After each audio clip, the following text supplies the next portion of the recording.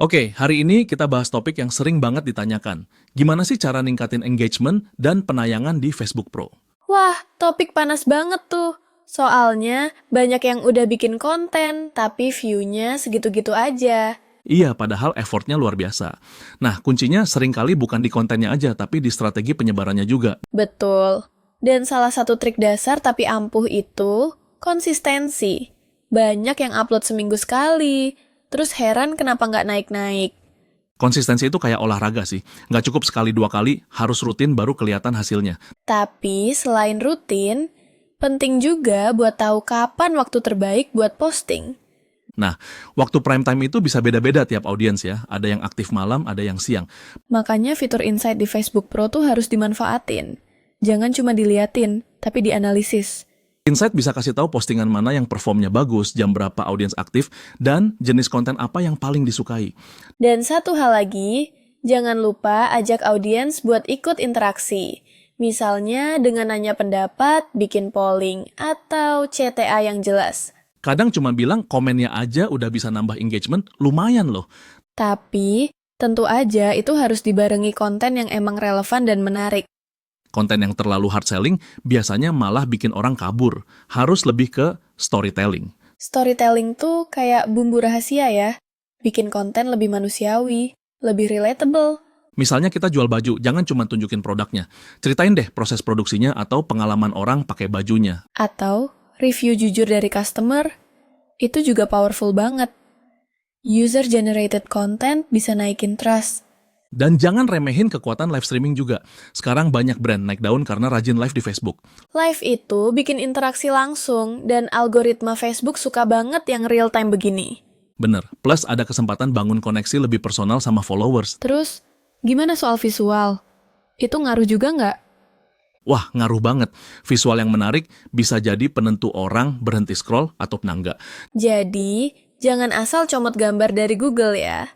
Lebih bagus kalau desain sendiri atau pakai template yang sesuai branding. Dan jangan lupakan caption. Kadang caption yang jujur, lucu, atau emosional lebih efektif daripada yang formal banget. Nah, ngomong-ngomong soal emosional, konten yang nyentuh emosi biasanya punya tingkat share yang tinggi. Misalnya konten motivasi, kisah inspiratif, atau bahkan meme yang relate sama kehidupan sehari-hari. Tapi, semua itu tetap harus sesuai sama target audiens. Jangan asal viral tapi nggak nyambung. Setuju, kita harus paham siapa yang kita ajak ngomong. Kalau enggak, kita bisa kayak nyanyi di ruang kosong. Keren tuh analoginya. Jadi, langkah awal, kenali dulu persona audiens kita. Dari usia, lokasi, minat, sampai platform yang mereka sering pakai. Terus baru deh kita sesuaikan gaya bahasa, format konten, dan waktu posting. Ada juga trik kecil kayak pakai hashtag yang relevan dan deskripsi yang mengandung keyword. Tapi jangan spam hashtag ya, itu bisa dianggap nyampah. Bener, maksimal 3-5 hashtag yang bener-bener relevan aja cukup. Nah, gimana dengan paid promotion? Worth it nggak? Kalau organik udah mentok, iklan bisa bantu banget. Tapi tetap harus ditargetin dengan tepat. Jangan asal boost post ya, mending bikin kampanye yang dirancang buat konversi. Dan jangan lupa analisa hasil iklannya. Lihat metrik kayak CPC, CTR, dan ROAS. Kalau nggak dianalisa, ya kayak buang duit aja jadinya. Satu hal lagi, kolaborasi bisa jadi senjata ampuh juga.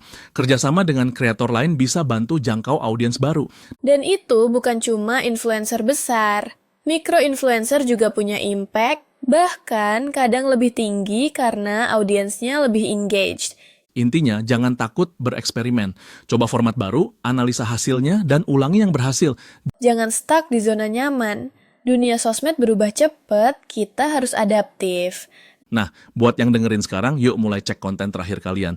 Udah engaging belum? Atau malah belum ngerti siapa target audiensnya. Itu bisa jadi PR pertama nih. Kita harap obrolan ini bisa kasih insight baru buat ningkatin performa kalian di Facebook Pro dan sosmed lainnya. Dan kalau kalian punya pengalaman atau trik sendiri, bisa banget di-share biar kita sama-sama belajar. Sampai ketemu di episode berikutnya dan tetap kreatif ya. Jangan lupa, algoritma itu bisa ditaklukkan, asal kita paham cara mainnya.